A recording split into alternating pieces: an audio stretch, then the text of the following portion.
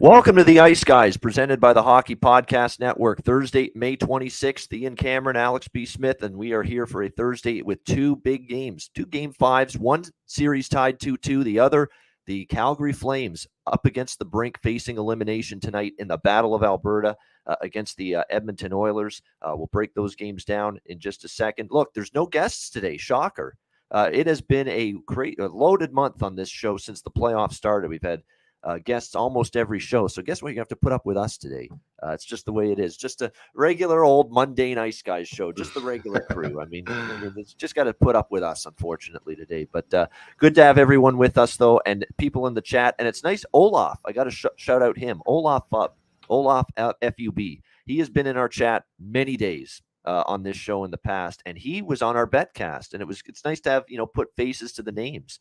He was on the betcast Tuesday night, and thanks for joining us, Olaf. You did a great job on the betcast. So it's kind of cool now. You have someone that's been in your YouTube chat for months, if not a year or two, during our shows, and you finally get to see them on the betcast the other night. It's pretty cool when you see that. So Olaf, shout out to you for being on the betcast, and thanks for joining us as often as you do. It's people like you that keep the show going, right, Alex? Yeah, absolutely. Like I said, that's part of the reason why we do these live betcasts. Obviously, want to have kind of more of a camaraderie with our guests and the followers and so forth. So yeah, it's always cool to see like I said, the new faces and match faces with names and so forth.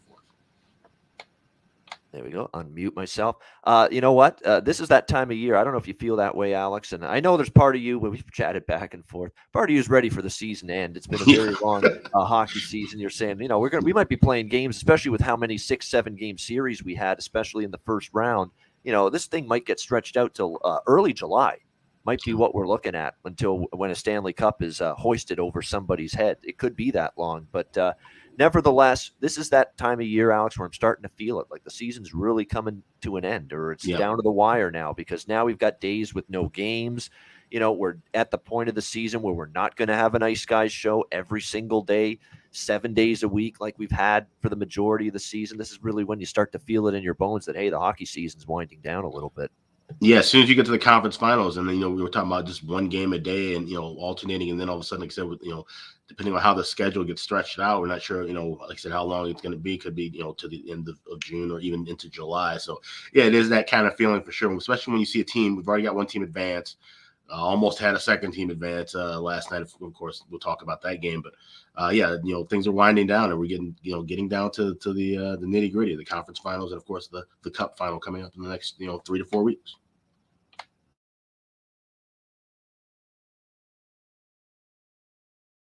All right, we're going to start by looking back on last night, St. Louis and Colorado, Game 5. And, I mean, when I'm watching that game unfold, I think, wow, this Colorado Avalanche team, we talk about, what is it now, I believe, 3 years, or is it even 4 years in a row where they have failed to get out of the second round for this Avalanche team. And they come out with a chance on home ice to end this series, clinch this series, wrap it up against the Blues, and move on to the Western Conference Final. And if you watch that first period, and even the second period for the most part, the tour de force that they put on the Colorado Avalanche, you're like, wow, this team's ready.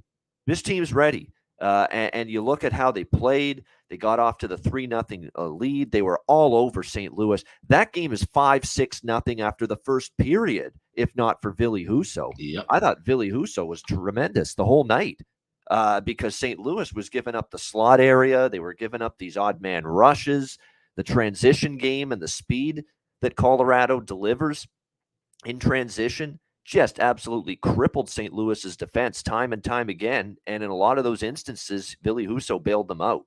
And if not for him, that could have been even worse than the 3-0 deficit. So St. Louis gets that, late second period goal. They make it 3-1. I'm still not that concerned at that time for the Colorado Avalanche. I'm saying, you know what? They've played a great 40 minutes. They've been all over the Blues. They've controlled this game. They've looked like they've come out from the beginning with a purpose to end this series, to learn from mistakes and past transgressions and bad heartbreaks of the past, the whole bit. And then the third period happens. And when you watch that third period, you have to start asking some tough questions of this hockey team. You really have to start asking some tough questions of this hockey team. Because to me, it's inexcusable, it's unacceptable, it's unfathomable that this Colorado Avalanche team has a 3-0 lead on home ice, has Nathan McInnis playing like an absolute beast, dominating all over the ice for 60 plus minutes. You couldn't have asked for anything more from Nathan McInnis last night in that hockey game. And you're up 3-0 at one point in your building with a chance to clinch and do something you haven't done, and that's get to the conference finals for the first time with this core. McInnis, Rantanen, Landeskog, I'm talking about the core led by those three guys, have the chance to get to the conference finals. You're dominating for 2 periods, and you come out from the very first drop of the puck in the third period, and you play timid, you play scared, you play like you're really terrified of making a play with the puck. I couldn't believe what I was watching after what I saw from Colorado in the first 2 periods. And now I have to wonder to myself, is there a fucking mental block right now with this team? Like, that's a legit question that has to be posed to the Avalanche, and only they know. But how do you go? How do you go from playing like you do in the first 2 periods last night to playing like that in the third period? Giving the puck away left and right, treating the puck like a hand grenade, not making crisp passes, scared to make a play, totally on your heels for the whole third period. St. Louis played, I would say, 98% of that third period in the Colorado zone.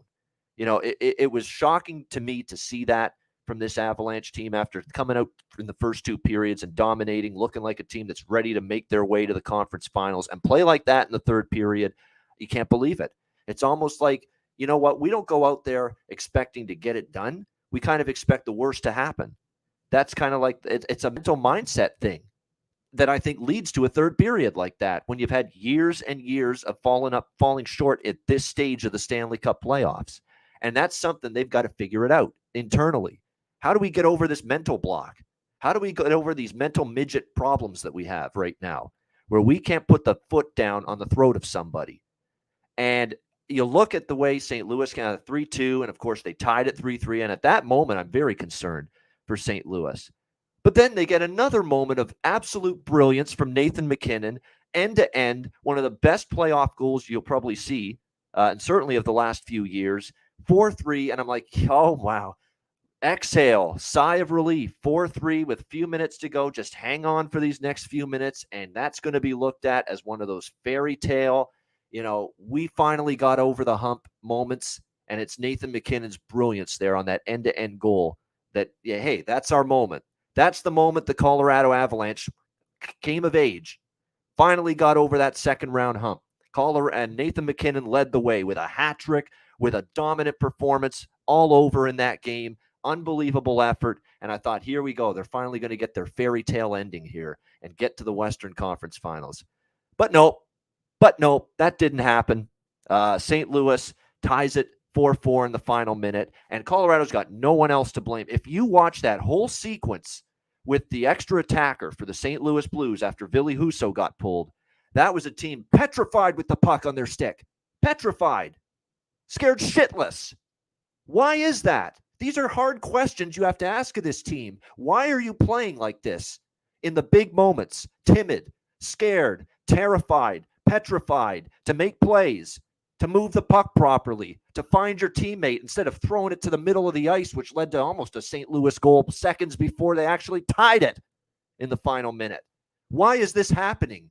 Why is this team doing things like that? Why are they not playing with poise? Why are they not playing with patience? Why are they not making the proper plays to wrap up these games and finish them off the right way? Why? All I could do was ask myself those questions over and over again after that game ended last night. Why?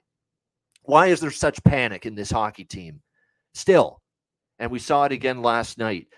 Tying goal, failures to clear the puck over and over again. How many times did they have a chance to get the goddamn puck out on that sequence and clear the zone? And Landeskog, timid, you know, in an era where the coaches are telling the players, shoot for the empty net, fuck the icing, just go for the empty net, end the game, maybe end the series.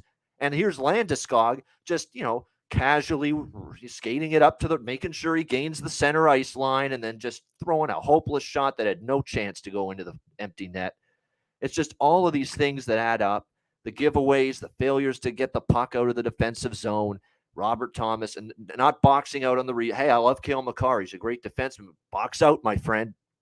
You let Robert Thomas have a whack at that rebound, and it ended up in 4-4. And then we go to overtime, and I wasn't feeling good about Colorado in overtime because, it feels like you screwed up a chance to have that Nathan McKinnon signature goal be the goal that stands up for you, that you were going to pay the ultimate price and lose this game. And sure enough, Tyler Bozak in overtime, and a goal that I'd like to see my goaltender stop. We can't absolve Darcy Kemper of blame either. Make a save for me. Find a way. He made some good saves. He was not bad in the game, but in the big moments, give me a save. And the Tyler Bozak goal, I know a little screen. There was not exactly a clean shot that he could see, but make a save for me. You've had a great season. I'd like to see you stop that. Didn't happen. Bozak scores. Overtime win for St. Louis. And here we go to game 6. And now this poor Avs team with Landeskog, McKinnon, and they're already being asked about it. How do you bounce back from this given what's happened in the past? And they're just saying, hey, McKinnon said it right, though. I like the way he responded. It's just going to test us. We're going to find out what we're all about. We're going to find out. Go into St. Louis in game 6. It's a place they've won twice already in this series. They won both games, game 3 and game 4 in St. Louis. So show some mental backbone, show some mental fortitude. And all I can say for Colorado is they better hope to show that mental fortitude sometime in the next possibly 2 games of this series, because this is utterly, utterly disastrous if somehow they're not going through after this series to the Western Conference Finals. They got 2 games to figure it out, possibly up to 2 games to figure it out. Let's see if they do. But to me, thoroughly disappointing. How do you lose that game? 3-0 at home. Nathan McKinnon dominating, can't be stopped, does everything in his power to end the series, and you still lose that game. How? I don't know.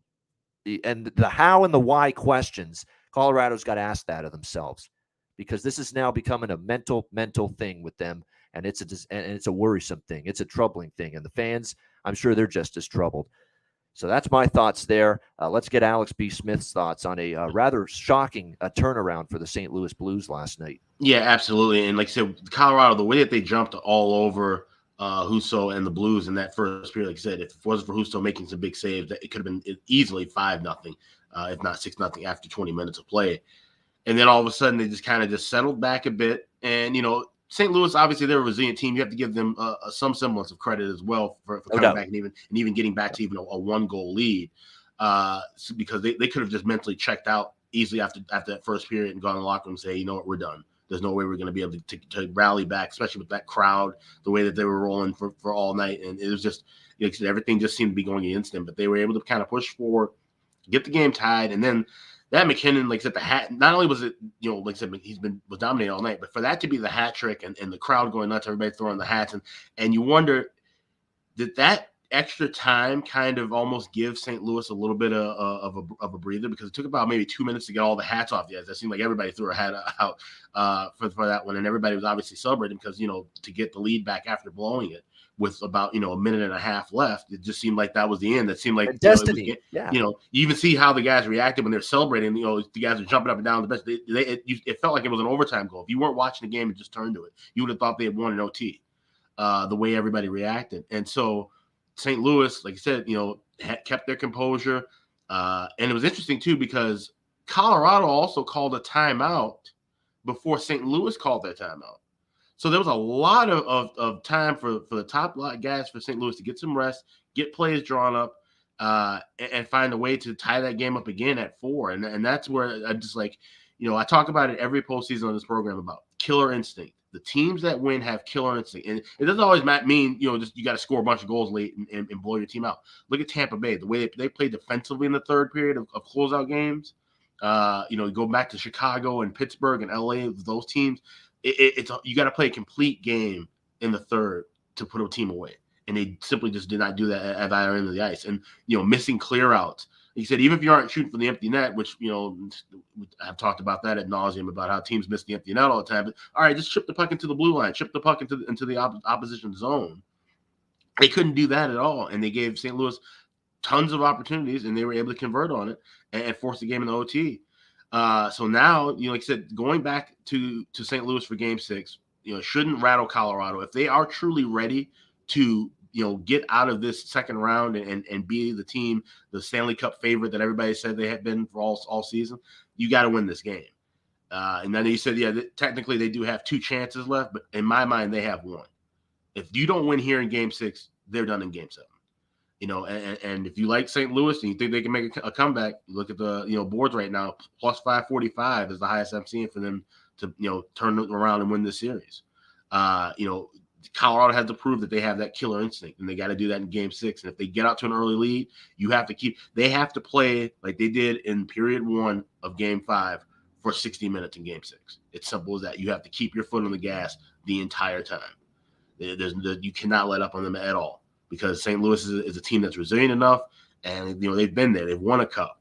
They've been in the place where Colorado hasn't, and that's what they're gonna have to do. They're gonna have to defy the odds and find a way to win this game on the road. And like I said, they've already done it twice, so it shouldn't be that difficult for them. But you got to take care of business in Game 6. You cannot go back home to Game 7. That's where, like I said, the mental block will just get bigger and stronger, and the crowd is going to be disillusioned, and it's just going to be, it will not be a home ice advantage at all, in my opinion. You have to close it out in Game 6, or it's over for the Blues in 7. Simple as that. Wow, there you go. So Alex saying better win in Game 6 or Game 7, even back in Denver. That place is going to be tighter than a drum in Game 7 if it gets back there. They know that the pressure's all on the Avalanche. And in a building where St. Louis has now won 2 of the 3 games in this series. Game 2, and of course last night, they were able to win in Denver. It's maddening. It's maddening. All they need to do is put a third period that even didn't have to be quite as good as the first 2 periods. Put something that somewhat resembled the first 2 periods, where you're dictating the terms. You're pushing the play. You're looking for 4-1 instead of just sitting back when it's 3-1 and just inviting St. Louis to just throw pucks on net at you over and over again. And every shift in that third period was a damn struggle for Colorado just to get the puck out of their own zone. And that's a how and the why do you play like that in the third period after you played so dominant over this team. You just look like a flat-out better team than St. Louis for 2 periods, and then you look like you curled up into the fetal position, sucking your thumb in the third period. How? Why? How does that happen? And these are mental things for teams that can't get over that hump. These are things that constantly come back to them, or these instances where you can't close. Why do you all of a sudden change the way you played when you played so well after the first 2 periods? Absolutely frustrating if you're Colorado. Now you're worried a little bit. And this next game, now we're going to see what they're all about. And how do you tell someone? Alex brought it up, and it's a great point. How do you tell someone right now, given the history of the last 3-4 years with the Avalanche in the second round, how do you tell someone? How do you say to them, yeah, Blues plus 545 to win the series? That's a bad bet right now. How do you tell them that? I mean, right now you've got to think, hey, win or lose at that price, given what Colorado's done recently. And after what I saw in the third period, that's what's hard. That's what's hard for me to reconcile, Alex. I thought for 2 periods, here's this team ready to take that next step, get to that next level. And then in the third period, it looked like last year, 2 years, 3 years ago, Colorado in the second period. Why? How? I don't know, but it's alarming. Yeah, it really is. It really is. Like I said, if they can't find that gear, that second gear to put a team away late, then like I said, who's to say that they can get that more? I talk about this too a lot in the playoffs. Looking at things from period to period, Colorado has to completely forget at this point now what happened in that third period. You can't let it happen again, of course, but you have to put it out of your mind. You can't go into the beginning of Game 6 thinking about what happened at the end of Game 5. And that, like I said, these are those little intangibles that we always talk about with teams. That's why Toronto didn't make it out of the first round. That's why Tampa Bay is a team that has been able to make it and dominate the way they have in the last couple rounds. That mental fortitude. We could talk about it too with Edmonton. Edmonton's in a spot now where they're in the catbird seat, guys trying to close out a series.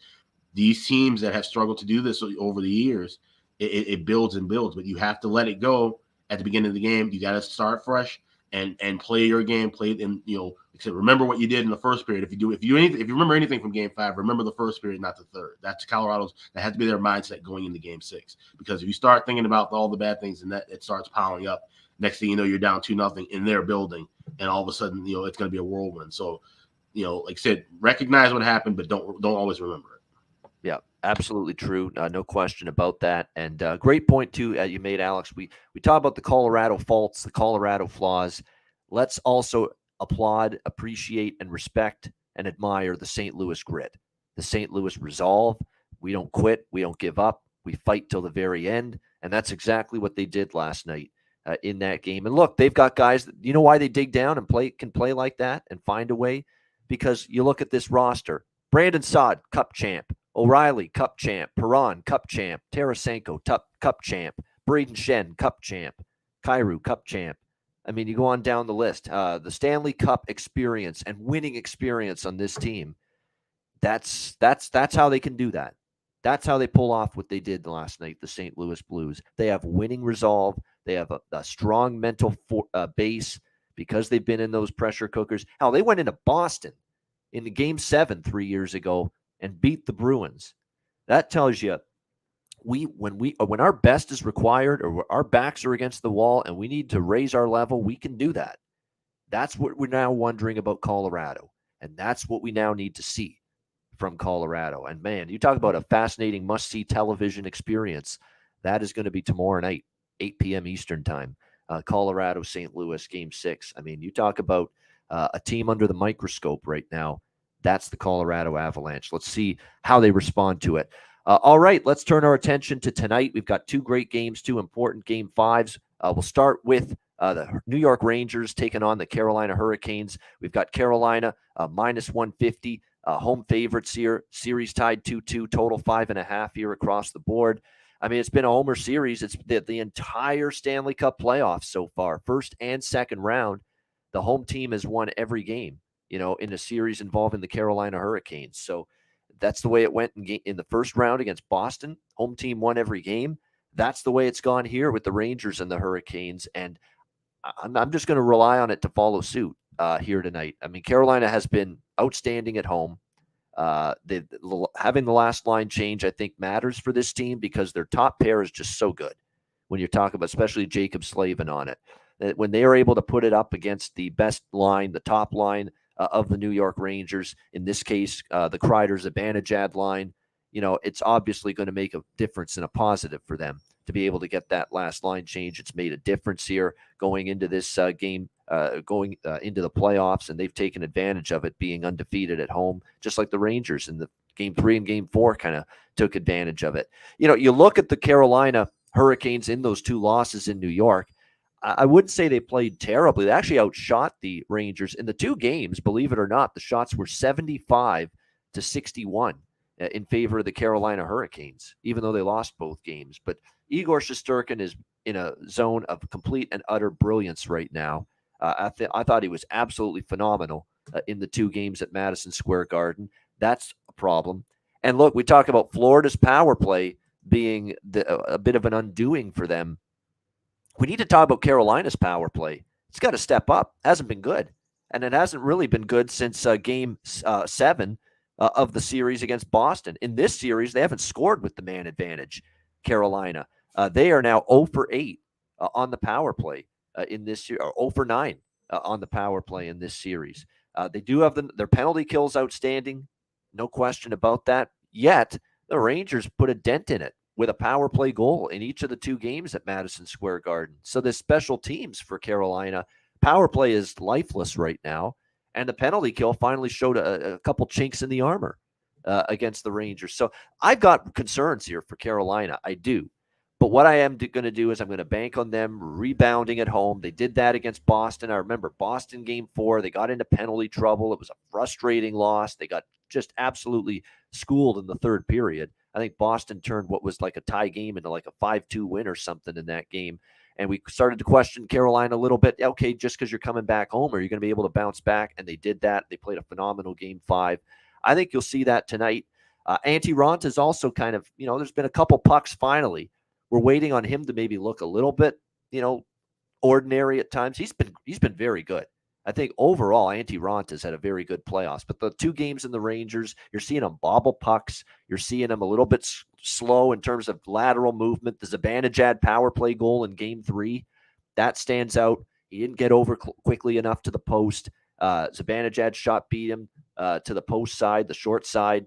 And, of course, he had that shot in Game 4, rather. Zibanejad's goal where he makes the save, the puck dribbles behind him, and it's just an easy backhand shot right into an empty net for Mika Zibanejad. Just these little signs that, Ranta not quite on top of it like he was maybe earlier in the playoffs. So can he get it going? Keep in mind now, how many times in the last 2, 3, 4 years has he played this many games in a row? Started this many games in a row with injuries, with being largely a backup goaltender and a backup option all these years. So you wonder, as the minutes pile up, number of games pile up, is that having a detriment toward Ranta? I'm not saying it is, but it is something to consider because this is not a guy that's played, a boatload of hockey in between the pipes. That being said, I'll go with Carolina, and I'm going to lay the $1.50. I'm not going to do regulation. These games have been too tight.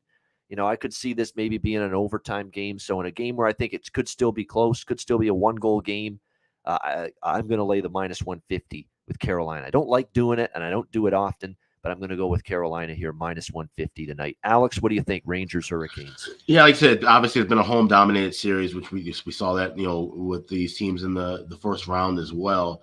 And now it's kind of we talk about this often where in a 7-game series you get it tied 2-2. Now it's a 3-game series, so you got to you get a bit of a reset now for Carolina. Hey, we've got 2 of the next 3 at home, but let's start off on a fresh foot and try to get things rolling. And especially like I said, with Ranta, the minutes piling up. That's a great point that you made, and I talk about that often too, where you look at goalies, and you got to kind of say the same thing with maybe Husso as well in St. Louis, but these backups and Ranta even more, except with the injuries, he doesn't get to play 3, 4, 5 games in a row often because even when he's healthy, they try to keep him healthy, so they alternate him, and he's been in spots where he's kind of the 1A, 1B over the years. So that is something you have to kind of look at, the fatigue factor, where Shesterkin's, he's been the guy that can rest on him and they can ride him throughout the series. Maybe Ranta, kind of starts to wear down over these next 2 or 3 games potentially. So there's something to keep in mind. But like I said, Carolina at home has been absolutely dominant. And someone in the chat mentioned about how, yes, this has been an under series, especially with the first periods. But we saw the pace in games 3 and 4 really amp up. And that obviously could be the crowd as well, playing in Madison Square Garden. But I just think now with both teams knowing, hey, we can, get a jump on the series again and take a lead and force elimination in going into Game 6. I think we're going to see a lot of back and forth pace, high pace in the first period, and we're getting +115. Which we haven't been able to say that for a long time, to get a plus price that high pregame on a first period over. It's been literally 4 or 5 years. So I'm taking a shot with that. I feel like we're going to see a higher pace in the first period, and then we'll see things kind of tamper down and slow down a bit, which might even open the door for a live under if we get a high enough number. Because obviously, I don't think we're going to see a boatload of goals at any game, even in a series closeout. If this is a series where I probably won't be betting the third period over in a Game 6 or Game 7 because of how tight it's been. And even the draw, I mean, you see the prices. Like I said, at one point, I think Game 3, I saw +280 for the draw. That's the lowest price I've seen for a draw on the 3-way line in the last 3 or 4 years. No doubt. Tonight it's 305. Yeah. So, the books are recognizing how close of a series this is, how low scoring of a series this is. I think we see higher scoring in the first period, but then the defense kind of kicks in a little bit later and gives us a shot for a live under. So that's why I'm going to attack it tonight. Yeah, and by the way, we finally had a first period over cash in Game 4 of this series with the 2-0 Ranger lead. It's been 4-0 to the under for the full game, but it's only 3-1 to the under for the first period in this series. We finally got the inaugural first period over cashing in this series in Game 4, and that was exceptional pace in Game 4. We were on the Betcast Tuesday night during it. DJ was on with me at the time on the Betcast, and we were talking about the pace was electrifying. It was back and forth. It was a trading of chances type of first period with the Rangers and the Hurricanes in Game 4. And if you get something similar tonight, like if you just assume the pace and the shots and the quality and the chances and the offense generated is anywhere in the ballpark of what we saw Tuesday night in Game 4, then you're on the first period over. Simple as that. And you're on it at a price that's, pretty damn appealing, if you ask me, plus 115. So I think that's a decent way to go, absolutely, considering what we saw early in that game. I think it did slow down. Part of that was the Rangers had the lead, right? 2-0. Kind of looked toward more looking at after their defensive zone at that point, second period and onward with the 2-0 lead. But definitely, yeah, Trocheck is a great point, Kevin Baker. You're right. There's a bunch of guys that have to. Where's Svechnikov here? Like, have you seen a guy's stock drop quicker and faster and harder in the playoffs than Svechnikov? There's a few I could throw into that cat. Rantanen, even for Colorado, could pick it up a little bit. But definitely, you look at Svechnikov, this has been such a disappointing playoffs for him. I can't complain about Aho. He's been great. Seth Jarvis been outstanding. They've been good. Natchez has had a million chances. Here's what I like tonight. Natchez is going to score a goal. I think he hit 2 posts in game 4, Marty Natchez. And I like that he's on the second line now with Trocheck and Svechnikov. He's been the best player on that line. Svechnikov's been absent. Can't find him with a telescope sometimes. Trocheck's been underwhelming. He's been the best player on that line. He had 2 shots on goal, and, probably you could say he had 3 or 4 even, because he had a couple of posts. Those don't count as shots on goal. So I think Marty Natchez to get a point, Marty Natchez to score a goal. It's a phenomenal bet to me tonight, because I think he's done everything but put it in. And of course, you have to tip your cap to Shesterkin for that as well, who's been terrific in between the pipes. But I'd go to Jarvis. I'd go to Natchez as my top 2 player prop looks tonight for the Hurricanes. Probably Aho too. Aho's been good at home. Remember, Aho got the big goal to tie game 1 in this building. So I think those are the 3 Hurricanes I'd look at from props. For the Rangers, Andrew Kopp. Yeah. Andrew Kopp. I think Jimmy Murphy, who's not with us today, one of his recommendations was going to be Andrew Kopp to get a point. I mean, I can't argue with that. He's been terrific, both ends of the ice for the Rangers. And again, you could go with Kreider, Zibanejad if you want, but at the same time, you're now in Carolina, in Raleigh, North Kakalaki. You're now in a situation where Rod Brind'Amour is going to be able to put his Jacob Slavin defensive pairing and his checking line led by Jordan Staal out there against Kreider and Zibanejad. And that means, asking that group for offense might be a little bit more difficult. So when it comes to Rangers props, look at Strome, look at Kopp, look at maybe Lafreniere and that kid line, although they've moved Tyler Mott up to that line with Philip Hedl and Alexi Lafreniere. So I'd say I'd look at the second and the third line guys for the Rangers tonight if I'm going to look at their player props. And for Carolina, like I said, Aho, Jarvis, and like I said, Marty Natchez is going to bury one at some point. He's had a million chances. He's on the second line. He's going to get minutes. He's going to get opportunity. I think Natchez goal tonight. Terrific look for Carolina here. I think we got Andrew. Yes, we do. Andrew McInnis. Welcome in. Good timing, guys. Just wrapping up our Rangers Hurricanes discussion. What do you like here in Game 5?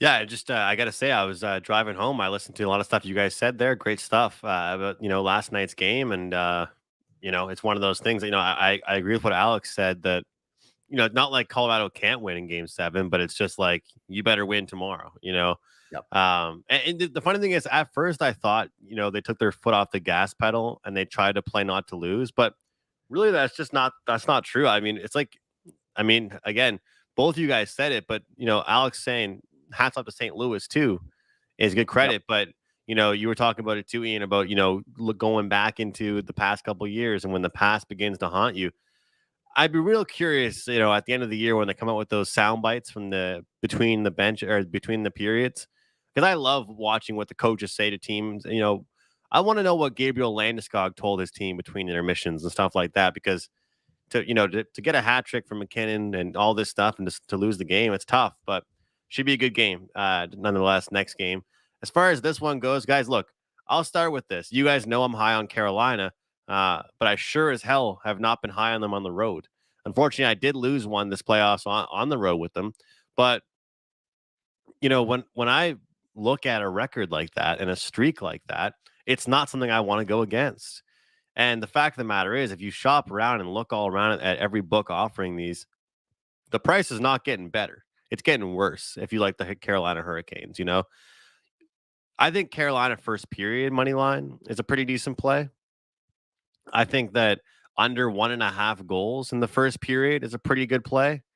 And I think that we might get a good chance for a first period, a good in-game over position in this game.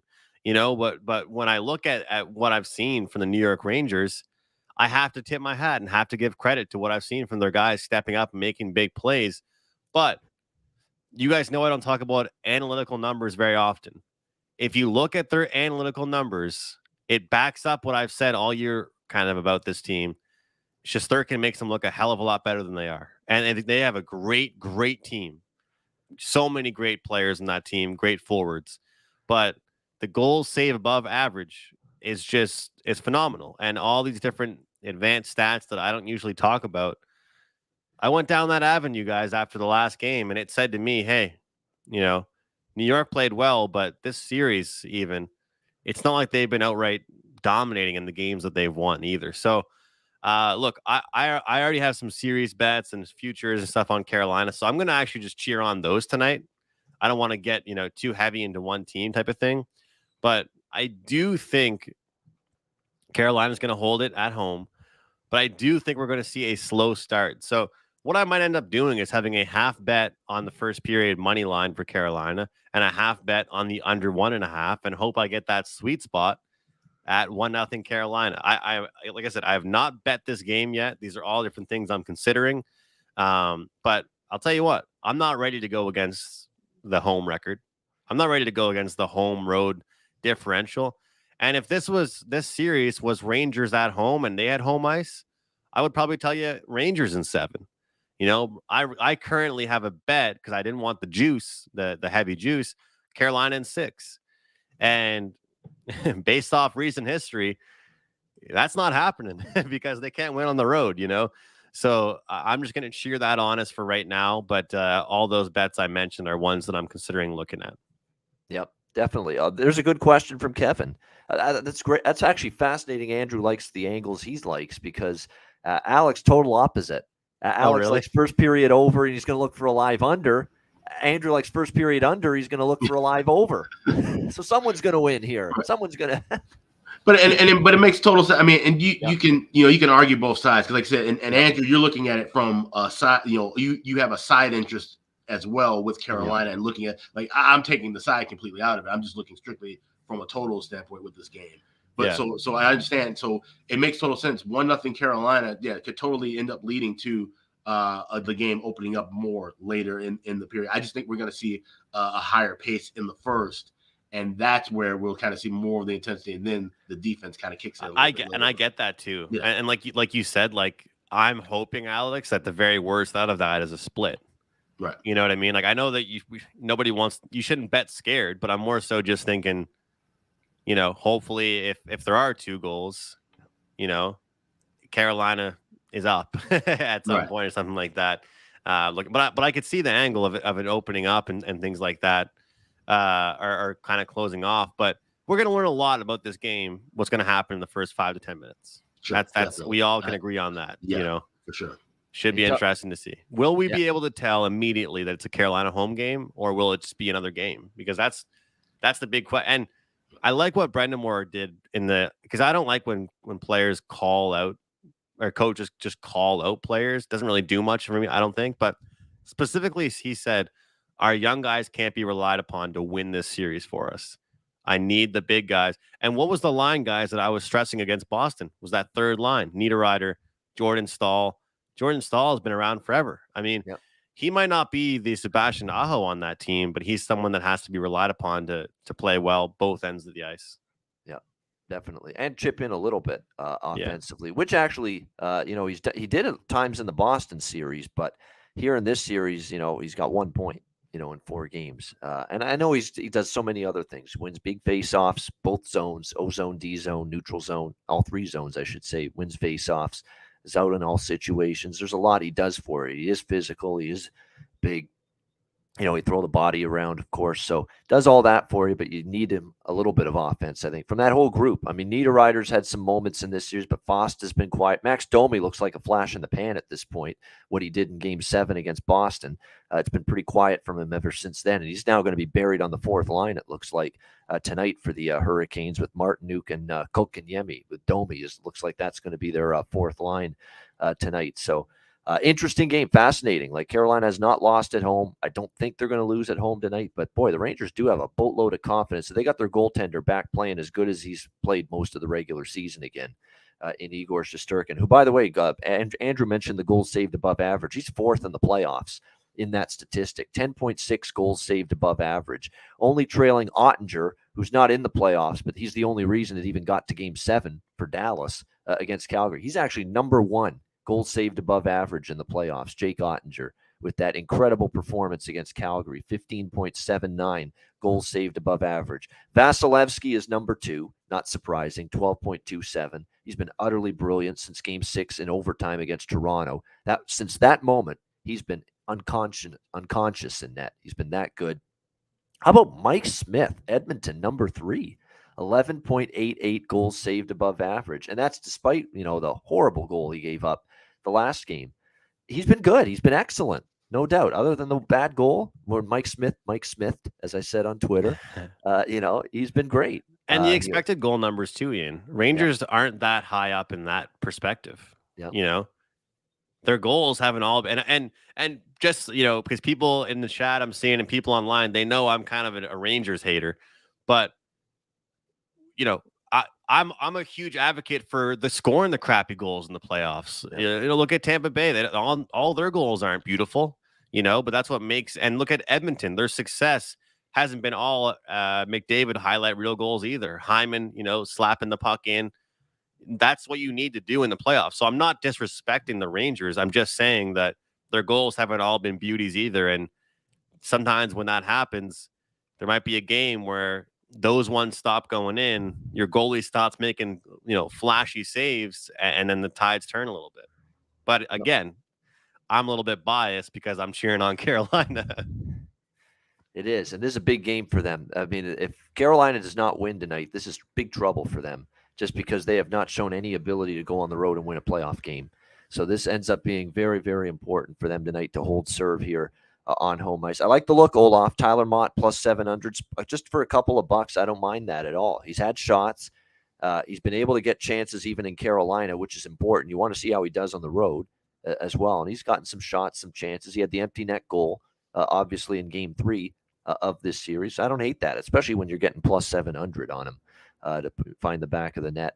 All right, Battle of Alberta. No problem finding the back of the net for the Edmonton Oilers in this series. They are now up 3-1. They're trying to close it out here tonight in Game 5. Calgary minus 150, home favorites, 6.5 the total in this game. This might be jumping on a sinking ship here, but I'm on the Flames here. Same thinking as Carolina, and I'll pay up to get minus 150. I'm not going to do regulation. I'm not going to do puck line. We're going to pay up to lay the $1.50 because I believe they're good enough to extend this back to Game 6. And I liked Calgary's game for the majority of Game 4, despite the result not being what they wanted. Like, you watch that game, especially after the first period, and they had the tough start, which was Jacob Markstrom induced. Terrible giveaway to Ryan Nugent-Hopkins. Bad, I think, it didn't have the angle properly on Evander Kane's goal to make it 3-0. It was a nice shot, but, no screen in front of him. You'd like to see a goalie of Markstrom's caliber make that save. He wasn't able to do that. But after that, I thought Calgary was the better hockey team. Second period, third period, they came on. Of course, they erased the 3-0 deficit. They tied it. They made it 3-2 going into the third. Of course, the tying goal was that utterly inexplicable goal that goes in. Rasmus Anderson shoots it from inside his own blue line. The puck dips and dives and beats Mike Smith. I like how Mike Smith right away puts his arms up and looks at his teammates like, hey, you guys were to blame for that. What the fuck? How's that possible? I know. Geez, you're the one that lost the puck, lost sight of it, man. I think that's pretty much on you there, Mike. But no, what I like from the Edmonton Oilers, and we talked about how Colorado not showing the mental fortitude that's required as of right now. Edmonton did that. Could you imagine the talking point in this series going into tonight's game if this series is 2-2 and Calgary wins the other night, including tying the game the way they did? They would have said, oh, Edmonton, series changer, game changer, TSN turning point for the series would be Mike Smith giving up that goal. But Edmonton got the train back on the tracks. Ryan Nugent, of all people, I mean, with a 2-goal game and the game winner to make it 4-3, give him credit. I mean, he's the longest tenured Oiler on that team right now. He's a nice time to remember that he's a former first-round pick because we haven't always gotten that kind of production from him over the years. What a time for his best game as an Oiler. Certainly best playoff game. I'd say best game overall of his career. In that spot to take a 3-1 lead in the series in the Battle of Alberta, to come up large with 2 goals. Now, one was gift wrapped, handed on a silver platter. He's like, I don't want to make the save here. You score this goal, Ryan. I think that's what Markstrom did on the first goal.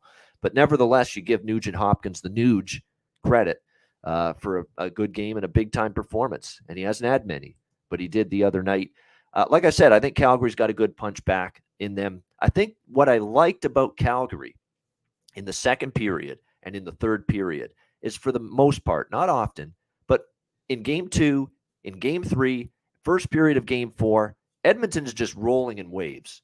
The speed through the neutral zone, the odd man rushes, the transition chances, the high danger chances. Calgary's just not stopping any of those from happening.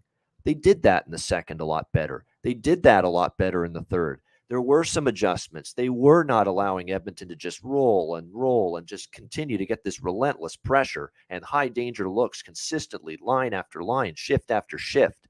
That's a positive for Calgary, even though they didn't win that game in Game 4. Now you bring it back home. Let's see if you can extend this series. I think they will. And like I said, I'm worried about this still being close. I'm also tempted, even though I like Calgary minus 150, because could this be Calgary explodes offensively, which I think they're overdue to happen, especially at home here? And remember, Mike Smith got shelled for 9 goals, and he ended up getting pulled. Actually got pulled in Game 1. Koskinen came in. And remember, Edmonton did give up 9 goals in Game 1 in this series. I think it's an offensive explosion for Calgary that leads them to this victory. I like Calgary minus 150. I like over 6.5. And I'm also tempted, even though I like Calgary, just because this has been a ticket casher in every game so far in this series, and because you can see it's a plus price, even though Calgary might win, it's hard for me to ignore a plus price on Edmonton team total over 3.5. I mean, they've scored at least 4 goals in every game of this series. And even if Calgary's better they were better defensively in Game 4, and Edmonton still scored 4 goals, plus, of course, the empty netter to make it 5. So I think you could cash both. I honestly do. I think you could cash Calgary money line and the Edmonton team total over, because I could see this being like 6-3 Calgary, 6-4 Calgary, even 5-4 Calgary, and Edmonton still gets you to at least 4 goals. I could see that. So it's kind of the strategy that I'm thinking of in this game, that I like Calgary, but I might put a couple of bucks too on this team total. It's over 3.5 when Edmonton's hit that in every game in this series. Andrew, we'll start with you on this one. Battle of Alberta, Game 5. I'm a little bit different than you, Ian, as far as just kind of the side, just for way. I think that I think the only way Calgary can win is if they stop playing pond hockey. That's what all the analysts are saying, and I agree with them. Could be true. Like I don't disagree that Calgary's due for an explosion, but and look what happened in the first game. It was the first game, I believe, of the series. Yeah, I mean, that was batshit crazy. But just from what we've seen, Calgary's recipe to success is a 3-1 3-2 hockey game. But to your point, Ian, when I was looking at different websites earlier today and last night, that plus 140 I saw at our partners with DraftKings, the Hockey Podcast Network, for over 3.5 goals was ridiculous to me. Plus 140 to get 4 goals when they've been making scoring look easy as pie. And but I think that the easier play might just be the over 6.5, because I do think we're going to get a great effort out of Calgary. I find it very, very hard. I know we had each goalie made a mistake, a shitty one, that be. One was a one-timer from the other team, and one was a 130-foot goal. That stuff's probably not going to happen again, but I haven't seen anything that's made me want to say, you know what? They're going to slow the pace down. It's going to be a horrible, slow-paced hockey game. There's nothing, we have really 2 tales of different tapes tonight in hockey. A series that could very well have a game tonight that's 2-1 for the Rangers or Hurricanes, and a game tonight that could be 6-4 for a team. And it wouldn't shock all 3 of us. I just think that benefits Edmonton more, but I'll tell you what, this might sound kind of crazy to some people, but I kind of hope Calgary wins. So then I'm going to bet Edmonton to win either the West or the Cup, and I'll get a better odds on it than I get now, because Colorado, I think, is going to win their series. But they've proven that they're not the best defensive team right now.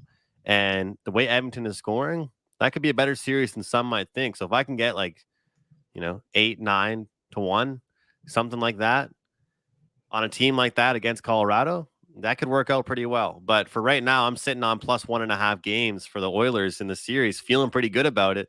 I'm going to keep just riding this over trend until it does me wrong. Yeah, never mind feeling pretty good about it. It's won already. It's cashed already. Oh, yeah, it's won already, yeah. Calgary's got to – only way Calgary can win is if they come back and win in 7. And then plus 1.5 games is still good with that. So, definitely. Oilers have been great in this series. And they're again, it's really Connor, Leon, Evander, that group. That trio's outplayed Johnny, Matthew Tkachuk, and Lindholm. It's really that simple.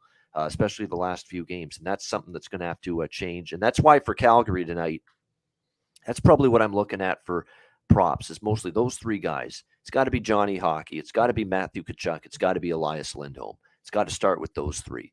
If you want to sprinkle on Coleman, I wouldn't mind that either because, he did score 2 goals at home in game 1. Against this Edmonton team. And sometimes in the backs against the wall situation, he's the kind of guy you want to rely on. I remember some of those Tampa games last year. They needed a big game and a big win, and there's Blake Coleman scoring big goal for you. So that's something I'd consider. For the Oilers, I wouldn't adjust anything. Who's been getting it done for them offensively? Zach Hyman. Shots, goal score, prop, point, you name it. Zach Hyman's where it's at right now for the Edmonton Oilers. Kane, of course, it goes without saying. Like I say, you could go Connor and Leon, but the prop value there is nil, pretty much, little or none when it comes to betting props involving McDavid and Draisaitl right now. So you're better off looking at Kane. You're better off looking at Hyman, who have been every bit as good, in my opinion, this series for Edmonton as Connor McDavid and Leon Draisaitl. Alex, what do you think here? Battle of Alberta, Game 5. Yeah, so I've been looking at this, and I was talking about kind of looking at a playoff series from a storyboard mode. If you look at it from that angle, just period by period, obviously Calgary jumping out to the huge lead and running away with game 1. They jumped out to a big lead in game 2, but what did they do in both those games? They end up blowing those leads and end up letting Edmonton back in the game. And Edmonton's had momentum ever since. So, in the minds of the Oilers, if they threw out game 1 and just said, hey, let's, refocus and reset, which it seems like they did, in their heads, they're up 3-0, and I think that momentum is rolling on their side. Even going back to Calgary, I don't think that's going to be much of an issue. They just got to play their game. Like I said, and the fact that Calgary's, if they're letting them play a wide open game, then that's the Edmonton's advantage. Until Calgary can tie it down defensively, the Oilers can, like I said, just kind of run wild and let those top 6 guys go and get some goals. So I like Edmonton early, and I think Edmonton wins this game. I think they wrap up the series. I got them plus 130. I also bet Edmonton to win exactly by 2 goals at plus 650. I think obviously that's kind of counting on like maybe an empty net goal late, and getting some good value out of that. This just seems like where Calgary, like I said, they just haven't been able to really get the ears on Edmonton at any point in the series. And Edmonton, we talked about their history as well, where they've been a team that hasn't really made it that far. They've had their struggles, but for them to kind of be resilient in those early games in Calgary, despite losing one of them. But, like I said, winning 3 in a row, I think that momentum's on their side, and getting a plus price with them right now is a great spot. But Andrew, you make a great point about, if Calgary wins, you get a great shot at getting Edmonton to win the West. A much better price, because right now Calgary's 11-1 in that spot. So a win would kind of flip that a little bit. I don't know if you get plus 9-1, but you'll probably get somewhere in the range of 650, 750, which is still, I think, decent value. So I was kicking myself, man, for not taking it last time. I was kicking myself. Like, I should have, at least the last game, I should have taken it. But now that it's 3-1, it's like, I mean, I could still, but like, because then they could win tonight and it's 4-1, and I lost that value. But that's the. But honestly, at this point, if you like Edmonton to win the West and they win tonight, wait till the series price comes out for it, because they're going to probably be plus 450, plus 500 against Colorado. Anyway, just how everybody's looking at Colorado, despite what they've done if they win tonight. So that's the kind of way you can look at it from kind of future standpoint. But as far as this game goes, I think Edmonton takes care of business and gets it done tonight. So I like them money line, and I like them plus 650 to win by exactly 2 goals.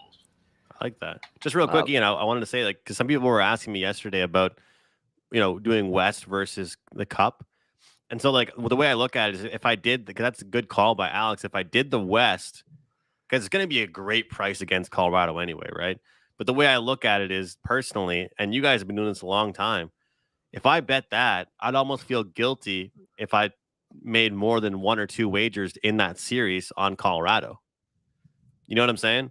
But if I take the cup wager, it's enough wiggle room where I could literally bet on Colorado in a couple different spots during that series and make money.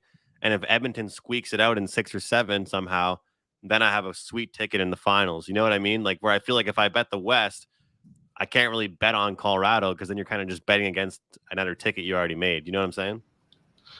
Yes and no. I mean, like I said, I kind of get that mindset. I mean, there have been times, go back a few years where it was a first round series between LA and San Jose. I bet San Jose to win the series. I bet San Jose game 1, San Jose game 2. I bet LA game 3, and that cashed, and then had San Jose 4 and 5 to win the series all the way through. Yeah. So, Sweet, okay. you know, and I mean, I got lucky with that. But you can have, my point is, you can have an opinion on the series and still see things within games and bet on them, and not you can divide the two. I wouldn't. So, you know, it's possible. Just like we kind of gave Florida a chance against Tampa Bay, and Alex is right away saying in game 2, you know what? This is trouble for Florida. They ain't getting it done here in this series. Jump on them, get swept, and there you go. I had Florida first period money line, but at the same time, that's when I made the Tampa bet for the sweep. So you know, that was my point. If Florida didn't win the first period, they weren't winning that game, and if they weren't winning that game, they weren't winning that anything in that series. So. Yeah, good call, man. That was a great call. It's got that gut feel. Sometimes it's not just about numbers; it's about gut feel and intuition, and that's what that was about. Intuition. Just saying to you, this team looks like they might be toast if they lose both games at home, and if sure enough they go back to Tampa and lose both there, they get swept, and there's Alex, a recipient of a plus 750 winner with Tampa Bay to get the 4-0 sweep over the Florida Panthers. All right, great stuff. Great discussion.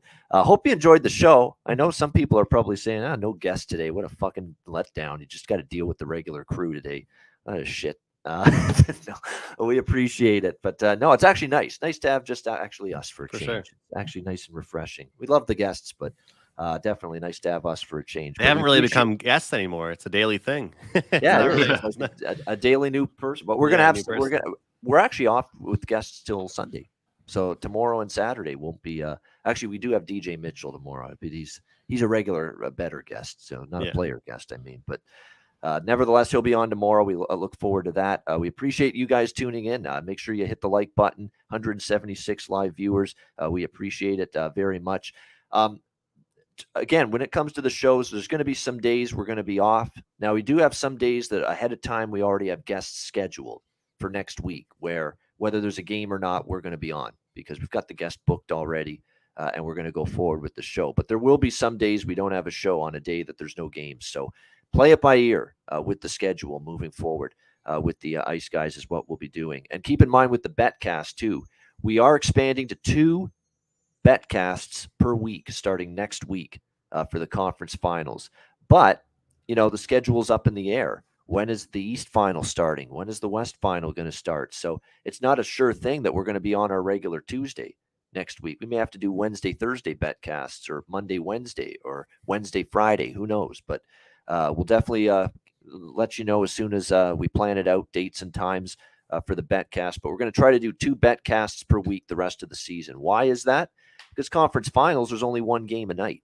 So we don't have to worry about doing the 5-6 hour marathon Betcasts. I'm kind of thankful for that, to be quite honest with you. I enjoy them, but that's pretty damn long to be on the air. So, you know, we're going to be on for 2.5-3 hours, one night for 1 game.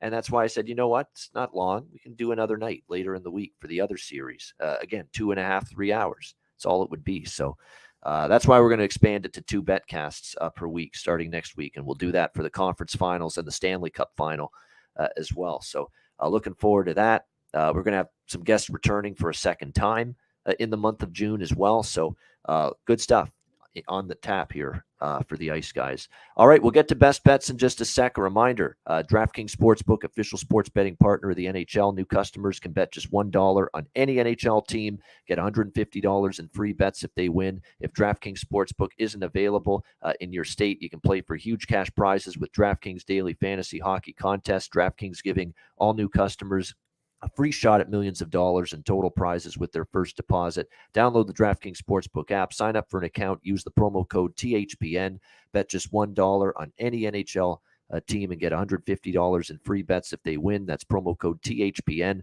at DraftKings Sportsbook, an official sports betting partner of the NHL. Must be 21 years of age or older. Must reside in a DraftKings Sportsbook state. Restrictions apply. See DraftKings.com/sportsbook for details. Gambling problem? Call 1-800-GAMBLER. Download the DraftKings Sportsbook app. Sign up for an account. Use the promo code THPN. All right, best bets to wrap it up for a Thursday. Alex, we'll start with you. What do you like for best bet? Yeah, I got to give this quick PSA out, and I know I do it all the time in reference to if you like any of the draws tonight or moving forward, make sure to bet the regulation draw. Do not bet game going to overtime. I'm seeing prices, differences of 20 to 25 cents with a couple of books that are posting those in their expanded options. So just beware and make sure you shop around and check for those things. But tonight I'm going with the Rangers and Carolina first period over. Plus 115. That's a great price. We saw the pace really ramp up in that last game in the first 20 minutes. I think we're going to see more of that as well, especially with Carolina returning home. That's just great value. And like I said, you don't get that kind of value pregame. Usually you have to kind of wait a few minutes to try and jump on a live first period over to get that kind of price. So it's a good price, and I think we're going to see good form for both teams early in the contest. So let's go New York, Carolina, first period over, plus 115, my best bet. All right, New York Rangers, Carolina over 1.5 plus 115 first period for Alex B. Smith with his best bet. Andrew, what do you like for best bet? Let's go over 6.5 here. Late game, Battle of Alberta, Calgary, Edmonton. I just don't think things will change. Some things just stay the same. I think if Calgary has to win, if it's going to win this one, they want to play a low-scoring game, but I don't think it's possible. I think they got to score 4 or 5 to secure, and Edmonton's offense is rolling right now. Supporting cast getting involved. The stars are showing up. So give me the over here. All right, over 6.5, Calgary, Edmonton for Andrew with his best bet. And my best bet is going to be also from the Battle of Alberta. I fell into a burning ring of fire. I went down, down, down, and the flames went higher. And it burns, burns, burns. The ring of fire, the ring of fire. Calgary Flames here, minus 150 against the Edmonton Oilers for best bet. They're extending this series to Game 6 against the Edmonton Oilers. That is my best bet, and Johnny Cash agrees with me. Right there. So there you go. Calgary Flames minus 150 with a little karaoke for you here on a Thursday to extend the series against the Edmonton Oilers. They actually play that after every Calgary win at the Saddle Dome. So we always hear that. I'm hoping to hear that tonight. I've heard it's unbelievable there. My girlfriend's family has season tickets to the Flames. So of course, like I'm seeing pictures, I'm getting pictures of how electric the atmosphere is, and I've heard that song being played at the end. I mean, it seems like a great place to watch a hockey game. Yeah, it does, especially playoff time. The Sea of Red. Yeah, everybody's in a Flame jersey. Everybody. Yep. I think they kick you out at this point if you don't have a Flame jersey. It sure looks that way. You show up in like a blue golf shirt like this. Get the hell out of here! Look to see what's going on. Blend in with the crowd here. Come on. Right. Yeah. What if I just showed up to the game with this golf shirt on? Yeah, they say go home, change into your Flames jersey, and come back. It's like me at the club in Las Vegas years ago. Yeah. I wasn't dressed properly. Go back to your hotel, put some flopper on. Yeah. Oh yeah, they made you dress up more, right? Yeah, of course. I remember. Yeah, yeah. That's a great story. What were you wearing, Ian? Oh, it was just golf shirt and I think shorts or something. Like shorts, yeah. Yeah, and we're trying to get into a nightclub. Yeah. And it's funny. I'll quickly tell the story. The funniest part of this too was that another guy that was with us had lost he had his wallet taken by in Vegas, so he didn't have an ID. And even though we were on the list to get into this club, but you still need to show some ID. So when Ian had to go and change, I told Ian, I said, "Give me your ID quick." And so he went back to the hotel. Gave Ian's ID to this guy. Keep in mind, these two people don't look alike. Like very different features, but I was able to give the guy at the door a $50 handshake. He just kind of waved us both in, and then had to get the ID back. So when Ian came back around, had to go back out toward the line, hand him back his ID, then tell the bouncer, "Oh yeah, this is my buddy. He's back. He changed his clothes," and let him back in. So it was. I swear, because a lot of the times, because I used to work at a liquor store, a lot of the times it's about just the act of like having, you know what I mean? Like just doing this, like a lot of time, like if my buddies came through my lineup when I was like checking people out, like sometimes it's like, yeah, okay, go ahead. But sometimes it's like they put it out. I don't even look at it, but for the cameras, so I don't get in shit. You know what I mean? Right, exactly. So it's like that. Like, here's this card, even though I gave you $50. It doesn't matter. Like in fact, after you had that handshake, the guy probably couldn't give a fuck. Like exactly right. Yeah. So I took care of everything. So. Yeah, you did. It was a great story. It was great. That whole trip was just bonkers there. In Las Vegas that time, but great memories. It feels like it's unbelievable. It was as long ago as it was. I know, right? Yeah. It gets you scared about where the time is going. Speaking of time, we're out of it here on the Ice Guys. Thanks to everyone for joining us. We appreciate it. A reminder: the Ice Guys is live 7 days a week, Monday to Friday, 2 p.m. Eastern, Saturday and Sunday, noon Eastern. If you can't watch the show live, download the Ice Guys podcast in audio form on all major podcast platforms: Google Podcasts, Apple Podcasts, Spotify, Stitcher, and iHeartRadio. Download the Ice Guys podcast when you can't watch the show live. For Alex B. Smith and Andrew McInnis, I'm Ian Cameron. Have a great Thursday night. Enjoy the 2 Game 5s in the second round of the Stanley Cup playoffs, and we'll be back with you tomorrow on Friday for another edition of the Ice Guys presented by the Hockey Podcast Network.